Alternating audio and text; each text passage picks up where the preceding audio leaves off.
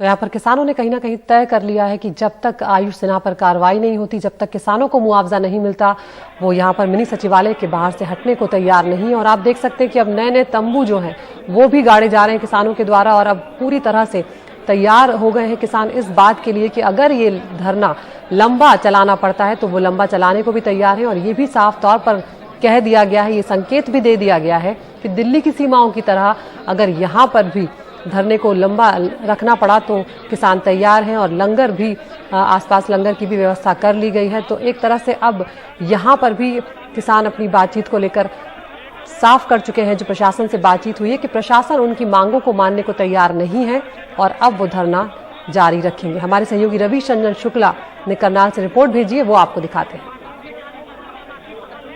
करनाल के मिनी सचिवालय के सामने का ये आप नज़ारा देखिए।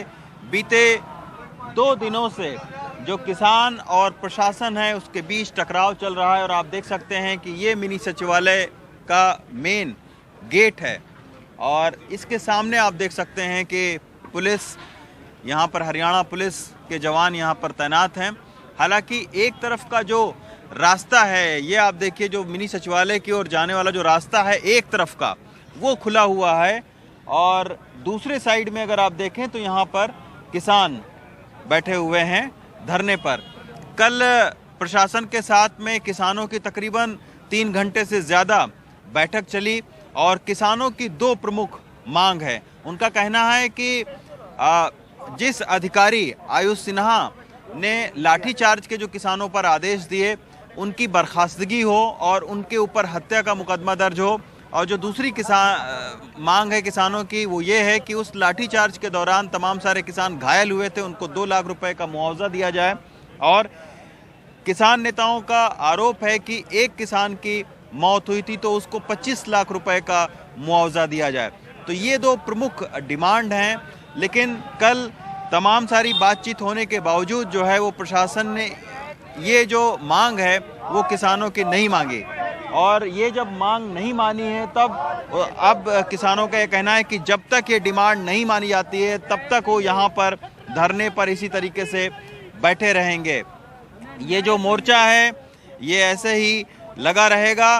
तमाम सारी जगहों पर, हरियाणा के अलग अलग जगहों पर आप देख सकते हैं कि धरना प्रदर्शन किसानों का चल रहा है। लेकिन ये एक नई जगह जो है वो करनाल बन गई है। तो ये आप देख सकते हैं तमाम सारे किसान हैं। कुछ किसान से बात करेंगे।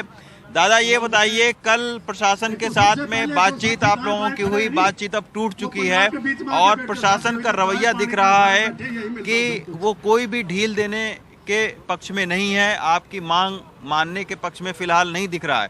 तो अब आगे क्या करेंगे? कितने दिनों तक ये धरना चलेगा? इसका कोई टाइम बाउंड नहीं है।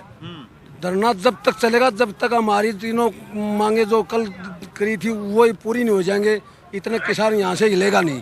अच्छा। चाहे 10 दिन लगो, चाहे महीना लगो, चाहे 6 महीने लगो, चाहे 10 साल लगो, हम यहाँ से हिलने वाले नहीं हैं। तो जिस तरीके से दिल्ली के तीनों बॉर्डर पर आप लोगों का धरना प्रदर्शन चल रहा है और अभी तक 9 महीने से ज्यादा का वक्त हो गया है, तो इस धरने को भी अगर बढ़ता है, टाइम बढ़ता है, तो आप यहीं पर बैठे रहेंगे? यहीं पर बैठे रहेंगे। लेकिन मिनी सचिवालय का कामकाज चलता रहेगा, उनको आप लोग कोई परेशान नहीं उसे हम कोई डिस्टर्बेंस नहीं करेंगे। अच्छा। हम यहाँ पर धरना जारी रखेंगे। अच्छा। और जो काम करवाने वाले हैं वो आदमी काम करो, हम उन्हें कोई तकलीफ नहीं देंगे। लेकिन जब तक हमारी मांगे पूरी नहीं होंगे इतने तक धरना जारी रहेगा। तो ये शांतिपूर्ण तरीके से किसान यहाँ पर कह रहे हैं कि वो धरने पर बैठे रहेंगे। लेकिन फिलहाल कोई भी हरियाणा सरकार का जो मंत्री है, कोई लीडर है, वो यहाँ पर किसानों से मिलने के लिए नहीं आया है। जो करनाल के जो डीसी हैं उन्होंने ही अभी तक किसानों के साथ में बैठक की है। आज क्या दूसरे दौर की बातचीत होगी, इस पर भी अभी प्रशासन का रुख स्पष्ट नहीं है।